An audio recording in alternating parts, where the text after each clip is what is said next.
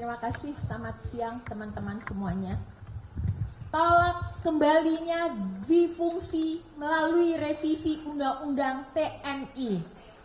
Pemerintah telah menyampaikan daftar inventarisasi masalah atau DIM revisi Undang-Undang TNI kepada DPR 11 Maret 2025. DIM itu bermasalah. Terdapat pasal-pasal yang akan mengembalikan militerisme atau dwifungsi TNI di Indonesia. Kami menilai agenda revisi Undang-Undang TNI tidak memiliki urgensi transformasi. Revisi Undang-Undang TNI ke arah yang profesional justru akan melemahkan profesionalisme militer sebagai alat pertahanan negara. TNI dilatih, dididik, dan disiapkan untuk perang, bukan untuk fungsi non-pertahanan seperti duduk di jabatan sipil. Dalam konteks reformasi sektor keamanan, semestinya pemerintah dan DPR mendorong agenda reformasi peradilan militer melalui revisi Undang-Undang Nomor 31 Tahun 1997 tentang peradilan militer. Agenda revisi undang-undang ini lebih penting ketimbang RUU TNI karena agenda itu merupakan kewajiban konstitusional negara untuk menjalankan prinsip persamaan di hadapan hukum bagi semua warga negara tanpa kecuali. Reformasi peradilan militer ini merupakan mandat TAP MPR nomor 7 tahun 2000 dan Undang-Undang nomor 34 tahun 2004 tentang TNI. Kami menilai RUU TNI akan mengembalikan dwifungsi TNI, yaitu militer aktif menduduki jabatan-jabatan sipil. Perluasan penempatan TNI aktif itu tidak sesuai dengan prinsip profesionalisme TNI dan berisiko memunculkan masalah seperti eksklusi warga sipil dari jabatan sipil, menguatkan dominasi militer di ranah sipil, dan memicu terjadinya kebijakan maupun loyalitas ganda. Selain itu, merebut jabatan sipil dan memarginalkan ASN dan perempuan dalam akses posisi-posisi strategis. Perluasan jabatan sipil dalam RUU TNI itu diantaranya adalah dengan menempatkan militer aktif di Kejaksaan Agung hingga Kementerian Kelautan dan Perikanan. Ingat, TNI adalah alat pertahanan negara untuk perang, sedangkan Kejaksaan Agung adalah lembaga penegak hukum. Maka salah jika anggota TNI aktif duduk di institusi Kejaksaan Agung, dan salah jika ingin menempatkan militer aktif di Kementerian Kelautan dan Perikanan atau KKP. Dua contoh itu cerminan praktik dwifungsi TNI.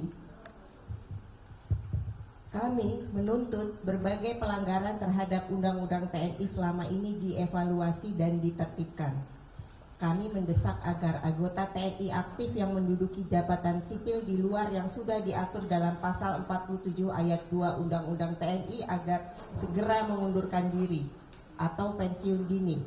Selama ini banyak anggota TNI aktif yang duduk di jabatan sipil tanpa mengundurkan diri terlebih dahulu, diantaranya Letkol Teddy sebagai Sekretaris Kabinet dan Kepala Sekretariat Presiden Mayor Jenderal Aryo Windutomo dan lain-lain. Lebih dari itu, seluruh kerjasama TNI yang didasarkan pada beragam MOU yang memberi ruang militer masuk dalam ranah sipil dengan dalih operasi militer selain perang perlu ditinjau ulang karena tidak sejalan dengan Undang-Undang TNI. Pelibatan militer dalam operasi selain perang hanya bisa dilakukan atas dasar keputusan politik negara, bukan melalui MOU sebagaimana ditegaskan dalam pasal 7 ayat 3 Undang-Undang TNI. Tidak dibenarkan konstruksi politik hukum RUU TNI untuk menjustifikasi berbagai pelanggaran yang sudah ada. Kami memandang bahwa perluasan tugas militer untuk menangani narkotika adalah keliru dan bisa berbahaya bagi negara hukum. Penanganan masalah narkotika utamanya berada dalam koridor kesehatan. Penegakan hukum yang proporsional bukan perang. Pelibatan TNI dalam mengatasi narkotika akan melanggengkan penggunaan war model. Selama ini, model penegakan hukum saja seringkali bermasalah dan tidak proporsional dalam mengatasi narkotik. Apalagi jika menggunakan war model dengan melibatkan militer.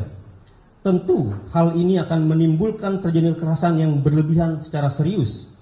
Apa yang terjadi di Filipina pada masa Rodrigo Duterte dalam war model untuk penanganan narkoba adalah contoh yang sangat buruk karena telah mengakibatkan terjadinya pelanggaran HAM berat. Dengan demikian, melibatkan TNI dalam menangani narkoba semuanya diatur dalam RUU TNI akan menempatkan TNI rentan menjadi pelaku pelanggaran HAM berat seperti terjadi dalam kasus penangkapan Duterte di Filipina oleh ICC. Lebih berbahaya lagi, RUU TNI juga hendak merevisi klausul pelibatan militer dalam operasi militer selain perang atau OMSP tanpa perlu persetujuan DPR. TNI ingin operasi militer selain perang cukup diatur dalam peraturan pemerintah. Padahal operasi semacam itu termasuk kebijakan politik negara, yakni Presiden dengan pertimbangan DPR sebagaimana diatur oleh pasal 7 ayat 3 UU TNI 34 tahun 2004. RUU TNI mau meniadakan peran parlemen sebagai wakil rakyat.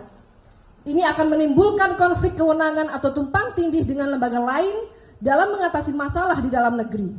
Secara tersirat, perubahan pasal itu merupakan bentuk pengambil alihan kewenangan wakil rakyat oleh TNI dalam operasi militer selain perang dan menghilangkan kontrol sipil. Kami menilai revisi Undang-Undang TNI ini hanya untuk melegitimasi mobilisasi dan ekspansi keterlibatan prajurit TNI dalam berbagai permasalahan domestik seperti makan bergizi gratis, distribusi gas LPG, ketahanan pangan, penjagaan kebun sawit, pelaksanaan proyek strategis nasional, serta penertiban dan penjagaan kawasan hutan bahkan sampai pengelolaan ibadah haji. Kami menolak RUU TNI maupun DIP RUU TNI yang disampaikan oleh pemerintah ke DPR karena mengandung pasal-pasal bermasalah dan berpotensi mengembalikan dui fungsi TNI dan militerisme di Indonesia. Kami justru mendesak pemerintah dan DPR untuk modernisasi alutsista, memastikan TNI adaptif terhadap ancaman eksternal, meningkatkan kesejahteraan prajurit TNI, dan memperhatikan keseimbangan gender dalam organisasi TNI yang mencakup peningkatan representasi perempuan dalam berbagai posisi strategis, penghapusan hambatan struktural dalam karir militer, serta jaminan lingkungan kerja yang aman dan bebas dari diskriminasi demi mewujudkan profesionalisme TNI kita sebagai alat pertahanan negara. Jakarta, 15 Maret 2025.